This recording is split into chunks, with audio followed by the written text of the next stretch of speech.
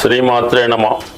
ఈ వీడియోలో మనం మిథున రాశి వారికి డిసెంబర్ 2వ తారీఖు నుంచి 29వ తారీఖు మధ్యలో మారబోతున్న శుక్రగ్రహ సంచారం ఈ రాశి వారి మీద ఎటువంటి ప్రభావాన్ని చూపబోతుంది అన్న విషయాన్ని ఈ వీడియోలో తెలుసుకునే ప్రయత్నం చేద్దాం. మరి మిథున రాశి వారికి శుక్రుడు పంచమ వ్యయాధిపతిగా అత్యంత మిత్రగ్రహం. జాతకుడికి తన యొక్క తెలివితేటలకి తనలో ఉన్నటువంటి ప్రావీణ్యానికి తగిన గుర్తింపు రావాలన్నా, అతని యొక్క అంటే మిథున రాశి వారి యొక్క వివాహ జీవితం, అలాగే ప్రేమ వ్యవహారాలు, అతనిలో ఉన్నటువంటి కళా నైపుణ్యం, ఇటువంటి వాటికి గుర్తింపు రావాలంటే శుక్రగ్రహ అనుగ్రహం తప్పనిసరి. అటువంటి శుక్రుడు డిసెంబర్ 2వ తారీఖు నుంచి అష్టమ భావంలోకి ఏర్పడడం జరుగుతుంది. అంటే ఒక విధంగా ఇది శుక్రుడి యొక్క కారకత్వాలైనటువంటి వైవాహిక జీవితం, భార్య, అలాగే సినిమా, టీవీ, మీడియా ఆ రంగాల్లో ఉన్న వాళ్ళకి చాలా వరకు అనుకూలమైనటువంటి ఫలితాలు రావడం జరుగుతూ ఉంటుంది. ఎందుకంటే శుక్రుడు మిత్రక్షేత్రమైనటువంటి మకర రాశిలో సంచరించడం అన్నది జాతకుడు తను చదువుతున్నటువంటి సబ్జెక్ట్లో కానీ తనకు ఉన్నటువంటి రంగంలో కానీ అత్యంత లోతుగా పరిశీలించి ఏదో ఒక కొత్త విషయాన్ని తెలుసుకునే ప్రయత్నంలో సఫలీకృతం అవడం జరుగుతూ ఉంటుంది. అలాగే కొంత రహస్య సమాచారాన్ని తెలుసుకోవడం జరుగుతూ ఉంటుంది. దీని కారణంతో జాతకుడు తన నైపుణ్యాన్ని పెంచుకొని కొత్తగా తను వ్యాపార అభివృద్ధి కానీ తన యొక్క టాలెంట్ని ఇంప్రూవ్ చేసుకోవడానికి ఈ గ్రహస్థితి కారణం అవుతూ ఉంటుంది. ఒక విధంగా అష్టమ స్థానం అన్నది స్త్రీలకి మాంగళ్య స్థానం, అలాగే సప్తమానికి ధనస్థానం అవటం వల్ల భార్య ద్వారా వచ్చే సంపద లేదా భర్త ద్వారా వచ్చే సంపద. సో ఈ కారణం వల్ల మరి ఈ మిథున రాశిలో ఉన్నటువంటి స్త్రీకి మాంగళ్య భాగ్యం పెరుగుతుంది. వివాహ జీవితంలో ఉన్నటువంటి సమస్యలు పరిష్కారం అవుతాయి. అదే మగవారికైతే భార్య నుంచి అనుకూలత ఏర్పడుతుంది, భార్య సంపాదన పెరుగుతుంది, లేదా భార్య పుట్టింటి ద్వారా మీకు కొంత ఆర్థిక సహకారం రావడం జరుగుతుంది.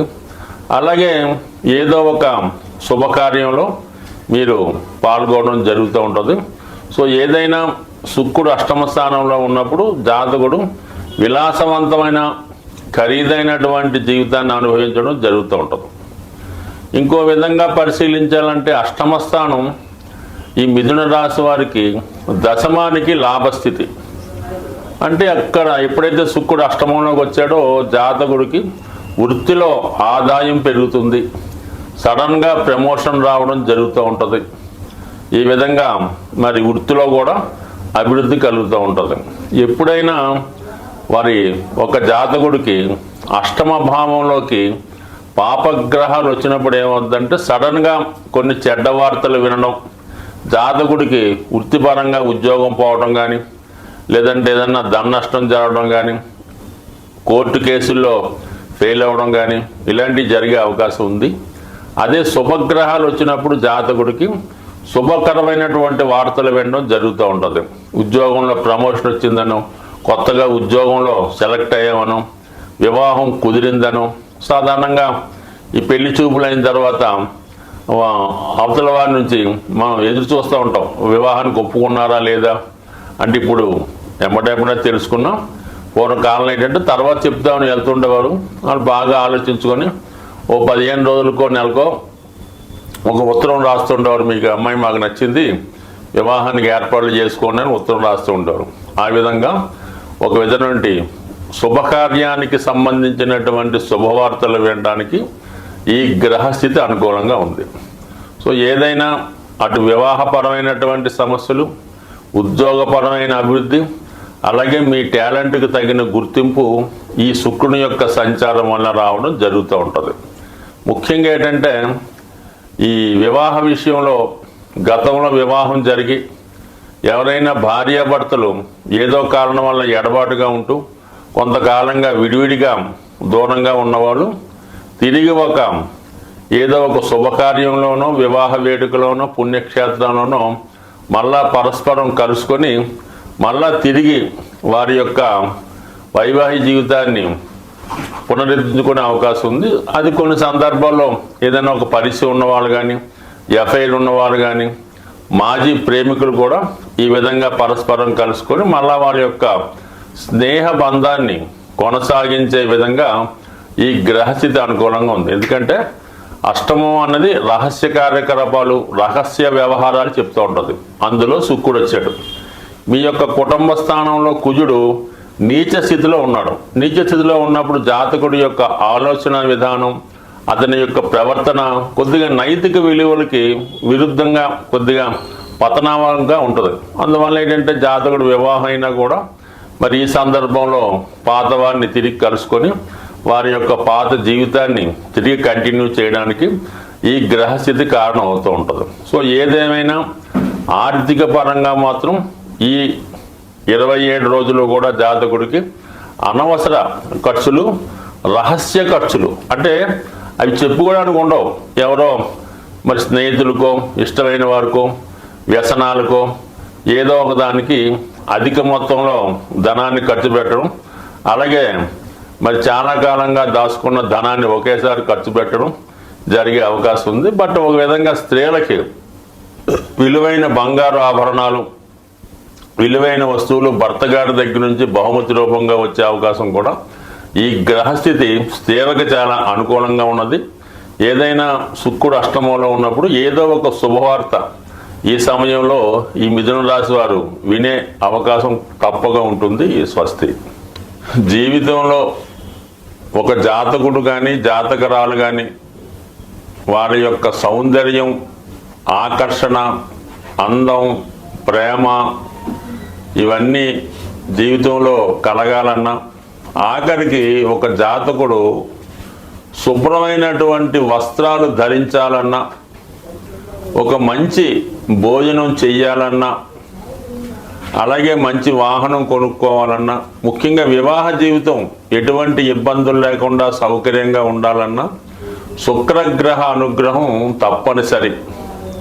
అంటే శుక్రుడు కలల కారకుడు, అలాగే జాతకుడి యొక్క బలహీనతలకి పతనానికి కూడా కారణం అవుతూ ఉంటాడు. ముఖ్యంగా వ్యసనాలకి శుక్రగ్రహ కారణం అవుతూ ఉంటుంది. అంటే రాక్షస గురువు కాబట్టి శుక్రాచార్యుల వారు ఇటువంటి వాటికి ఎంకరేజ్ చేస్తుంటారు అన్నమాట శుక్రుడి రూపంలో. అంటే స్త్రీ వ్యామోహం, అలాగే తాగుడు లాంటివి, మరి జోదం, దొంగతనాలు, హత్యలు, రేపులు, వీటికి కూడా ఈ శుక్రుడు వివిధ పాపగ్రహాలతో కలిసి ఉన్నప్పుడు, చంద్రుడు కూడా బలహీనమైనప్పుడు జరుగుతూ ఉంటాయి. అంటే శుక్రుడు సాక్షాత్తు లక్ష్మీ స్వరూపం లాంటిది అనుకుందాం. అంటే శుక్రుని యొక్క అధిదేవత లక్ష్మీ అమ్మవారు. అంటే లక్ష్మీ అమ్మవారి యొక్క అనుగ్రహం కావాలంటే జాతకుడి యొక్క జన్మ జాతకంలో శుక్రుడు ఎటువంటి కళంకం లేకుండా ప్యూర్గా సింగిల్గా శుభగ్రహ స్థానంలో ఉంటే జాతకుడికి అదృష్టం వరించడం జరుగుతుంది. శుక్రుడు ఎటువంటి పాపగ్రహంతో కలిసినా ఆ గ్రహ కారకత్వాల ద్వారా జాతకుడు పతనం అవ్వడం జరుగుతూ ఉంటుంది. శుక్రుడి యొక్క అనుగ్రహం కావాలంటే జాతకుడు లక్ష్మీ అనుగ్రహాన్ని పొందవలసి ఉంటుంది. అది పొందాలంటే జాతకుడు స్త్రీలతో గౌరవప్రదంగా వ్యవహరించాలి, భార్యని భార్యగా గౌరవించాలి, తల్లిని తల్లిగా గౌరవించాలి, ఇతర స్త్రీలను కూడా తల్లితో సమానంగా చూడాలి. అలాగే తన కుటుంబంలో ఉన్నటువంటి కోడలను కానీ, కుమార్తెను కానీ, మదర్ను కానీ, చెల్లెలను కానీ, అక్కలను కానీ దేవతా స్వరూపంగా కొలిచి దానికి అనుగుణంగా వాళ్ళకి వివిధ రూపాల్లో ఎటువంటి ఇబ్బంది రాకుండా, వాళ్ళకి బాధ కష్టం రాకుండా ఖచ్చితంగా వాళ్ళకి అన్ని సౌకర్యాలు కల్పించాలి. జాతకుడు కొన్నా లేకపోయినా వాళ్ళకి బట్టలు, నగలు, సమయానికి వివాహం చేయడం ఇవన్నీ కూడా సమకరించినప్పుడు జాతకుడిలో ఉన్నటువంటి శుక్రగ్రహం యాక్టివేట్ అయి జాతకుడికి శుభ ఫలితాలు రావడం జరుగుతూ ఉంటుంది. ఒకవేళ మీ కుటుంబంలో మీరు ఎంత ఉన్నత స్థాయిలో ఉన్నా మీ కుటుంబంలో ఉన్నటువంటి స్త్రీలకి ఎంత సౌకర్యంగా చూసినా మీ సిస్టర్కో మీ అక్కగారికో మీ కుమార్తెకో సమయానికి వివాహం చేయకుండా ఉంటే అది కన్యశాపం అనే ఒక శాపం తగులుతూ ఉంటుంది. అంటే ఇది శుక్రగ్రహ ఆగ్రహానికి గురవడం జరుగుతూ ఉంటుంది. ఆ కారణం వల్ల ఏంటంటే కుటుంబంలో శుభకార్యాలు వాయిదా పడుతుంటాయి, ఆర్థిక పరమైన ఇబ్బందులు రావడం జరుగుతూ ఉంటుంది. సాధారణంగా చూడండి, ఎవరి కుటుంబంలో అయినా ఆ కుటుంబంలో స్త్రీలకి వివాహం ఆలస్యం అవుతుందంటే ఖచ్చితంగా ఆ కుటుంబంలో ఆర్థిక సమస్యలు ఉంటాయి, లేదంటే ఆ కుటుంబ యజమాని బాధ్యతారహితంగా వ్యసనపడి ఉండడం జరుగుతుంటుంది. ఇవన్నీ తొలగాలంటే శుక్రగ్రహ అనుగ్రహం నిమిత్తం ప్రతి శుక్రవారం, కొన్ని ప్రాంతాల్లో గురువారం, ఎప్పుడైనా పర్లేదు, ఆ రోజు లక్ష్మీ అమ్మవారి అనుగ్రహానికి అమ్మవారిని విధి విధానంగా పూజ చేస్తూ మరి ఖచ్చితంగా లక్ష్మీ స్తోత్రం, శ్రీ సూక్తం, కనకదార స్తోత్రం లాంటివి చదువుతూ కంపల్సరిగా విష్ణు సహస్రనామాన్ని కూడా పారాయణ చేయాలి. ఎప్పుడైనా సరే లక్ష్మీ అనుగ్రహం కావాలంటే విష్ణుమూర్తి అనుగ్రహం తప్పకుండా ఉండవలసిందే. అది లేకుండా కేవలం లక్ష్మీ అమ్మవారిని పూజిస్తూ లక్ష్మీ స్తోత్రం చదివినంత మాత్రాన లక్ష్మీదేవి అనుగ్రహం ఎట్టి పరిస్థితుల్లో కూడా వచ్చే అవకాశం లేదు. కేవలం వెంకటేశ్వర స్వామిని ఆరాధించడం వల్లే మీకు పద్మావతి అమ్మవారి అనుగ్రహం లభిస్తుంది. ఈ చిన్న టెక్నిక్ గమనించండి, ఆ విధంగా వెళ్ళండి. దాంతోపాటు శుక్రునికి అనుకూలమైనటువంటి వజ్రాన్ని ధరించడం వల్ల, అది చాలా ఖరీదైంది, ధరించలేని వారు స్ఫటిక మాలని ధరించడం వల్ల జాతకుడికి లక్ష్మి అనుగ్రహం కలుగుతుంది. అతనిలో ఉన్నటువంటి బలహీనతలు తొలగి, అంటే ఏదైనా స్త్రీ వీక్నెస్, ఇంకో బలహీనత ఉంటే దాని నుంచి బయటపడే విధంగా ఈ స్ఫటికమాల అతనికి సహకారపడుతుంది.